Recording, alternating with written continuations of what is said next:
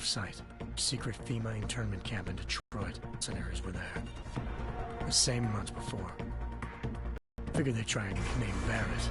Even got him to give me a new lead. A penthouse apartment in China. Of course, we both knew it would be a trap in the end.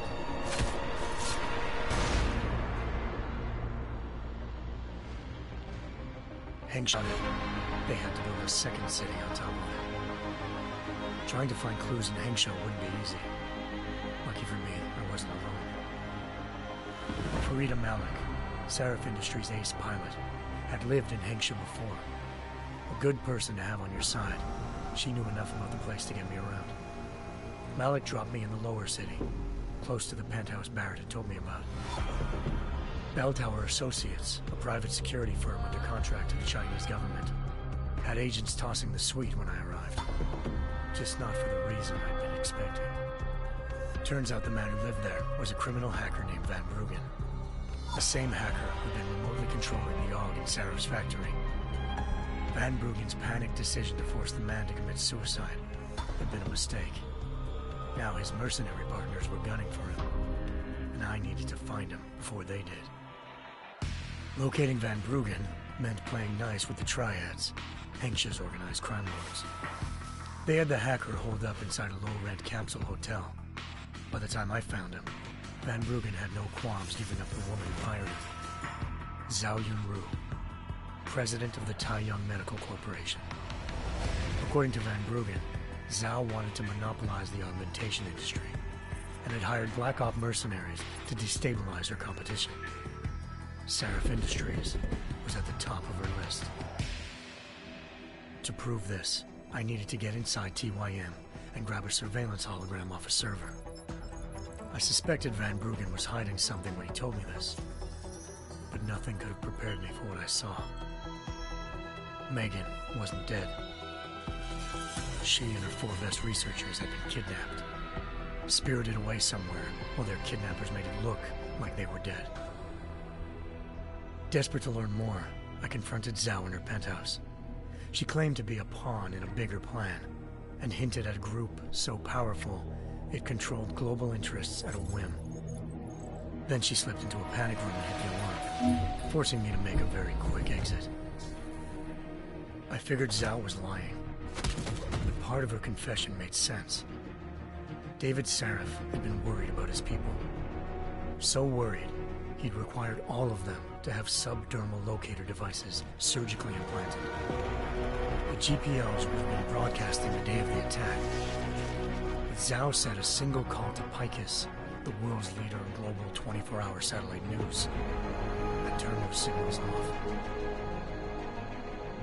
I needed to fly to Picus headquarters in Montreal if I wanted to learn more.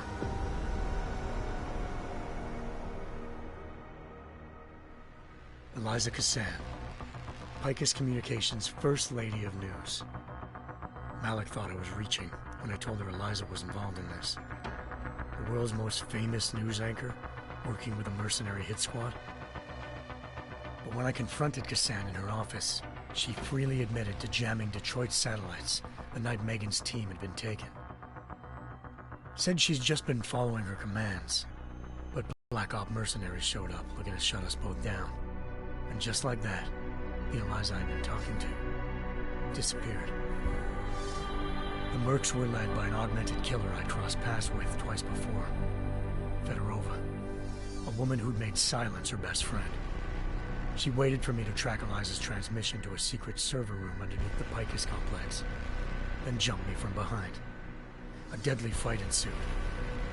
I made sure she never moved silently again. With Fedorova down, and no one left to keep Eliza quiet, she reappeared. Turns out Picus's First Lady of News wasn't a lady at all. She was a sophisticated AI program, engineered to monitor data streams and control what people believed. Eliza told me the mercs had brought in a Humanity Front doctor named Isaiah Sandoval to remove the scientist's implanted tracking devices while Detroit's satellites were down. She also told me to speak to David Seraph if I wanted to learn more. By the time Malik and I got back to Detroit, Tensions between normal and augmented citizens had reached a flashpoint. Riots were breaking out in several cities.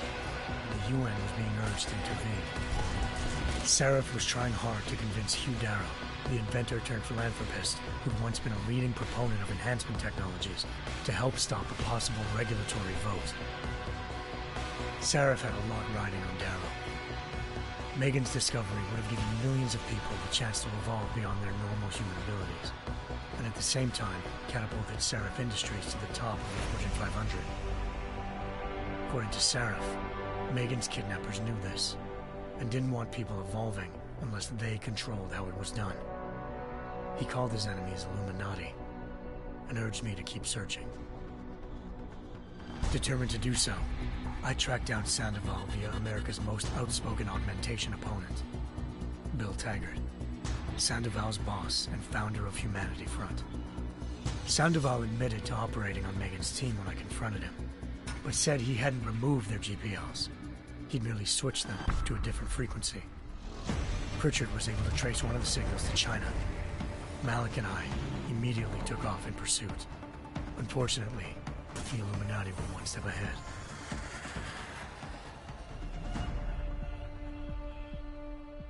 Ambushed. Shot out of the sky by Bell Tower Associates, seconds after entering Hengsha's airspace. Malik's piloting skills saved me. After a tense and bitter struggle, I escaped into Lower Hengsha. The tracking signal I was following led straight to the Triads, or more specifically, to the augmented arm of Tong Si-hung, leader of a gang of augmentation harvesters. Tong said they'd taken the arm off a corpse, which Bell Tower had left at their door, meaning at least one of Seraph's scientists was dead.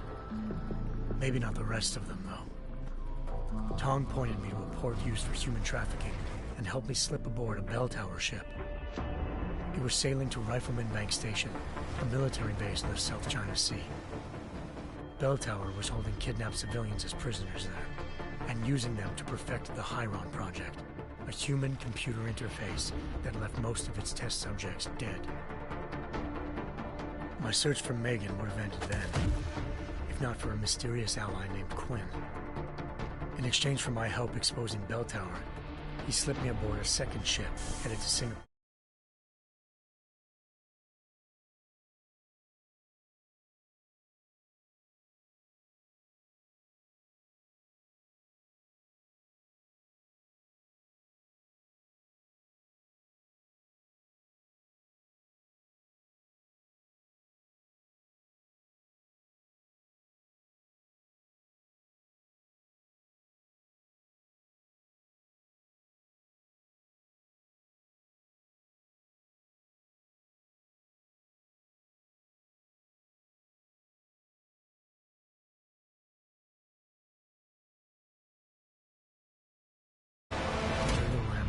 Didn't work.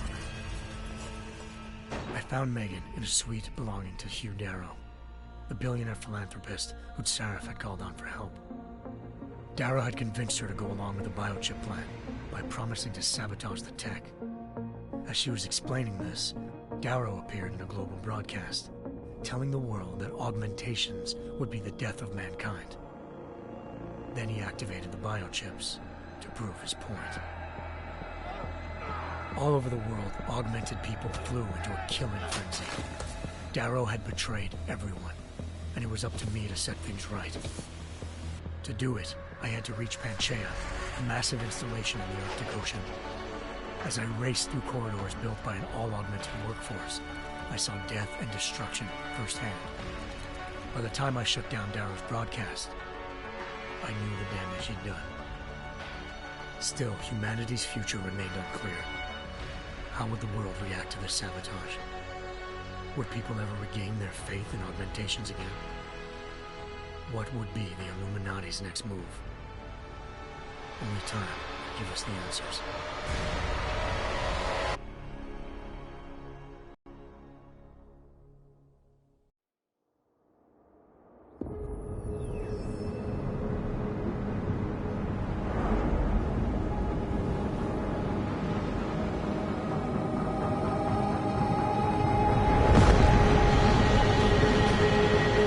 I once thought I could save the world. Now look at it.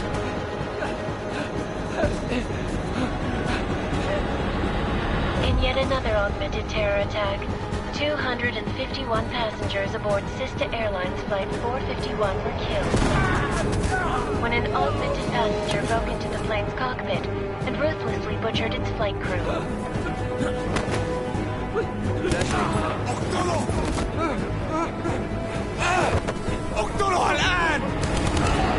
Details recovered from the black box recorder suggest that the man may have been suffering flashbacks to the AUG incident. That horrible day 2 years ago when augmented people all over the world flew into a psychotic killing spree, causing the greatest loss of life in recent history. Sometimes, you just have to let go. And embrace what you've become. Not gonna go all wonky on us now, Hansa, are ya? Well, if I do, McCready, I guarantee you'll never see it coming. Agent Jensen! Am I gonna have a problem with you? No, sir. No reason to assume you would. Good. Because you are the only augmented operative on this team, and I intend to make good use of you. Listen up, all of you. We got a sandstorm barreling down our arse and we can't afford to make mistakes. We're going after this man, an arms dealer named Shepard. He's ex-Bell Tower, one of the Special Forces commanders who disappeared during the incident. And he's come out of hiding? That cannot be good. It's not. He's selling weapons and military-grade augments to terrorists. This is Iran Singh, the undercover agent who lured Shepard out of his hole. Best you see Interpol's got. For 3 years he's worked hard to get in tight with the Jinn, an Iraqi smuggling cartel that's infected the Eastern Hemisphere like a plague. Last week, our arms dealer sent a message to the Jinn, offering to sell them a shitload of black market merchandise dirt cheap. They told Singh to handle the buy. They're not gonna like it when Interpol disrupts their party. Singh's cover really that good? It is right now. We need to keep it that way. High-rise hotel that's been abandoned ever since the incident. It's not a pretty picture inside. Let me guess. Most of the laborers were augmented with heavy-duty industrial rigs. So when the incident hit, and they all went schizo, things got gruesome real fast. And no one, except for some homeless junkies, have been inside the place ever since. So what's the plan, Director? Singh's meeting Shepard on the ground floor, inside the hotel's main atrium. He sent the bulk of his Jinn crew to the penthouse levels to secure a vantage point. I want McCready's team to take up positions overlooking the atrium and make the arrest. Jensen, you're going in solo from the roof. My objectives? Keep the Jinn from joining the party. As far as we can tell, only one route connects the atrium to the penthouse level, a halfway decent elevator shaft. Here. I want you to block access to it. Fine. Just cut me loose. Do you plan on relying solely on your augments for this one? I'd recommend taking a little hardware, just to be sure.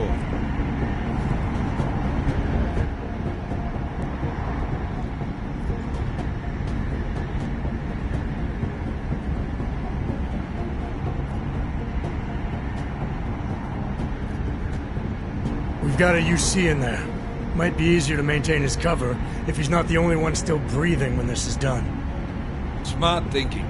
Yeah, but if anything does happen to him, you'll be telling his wife.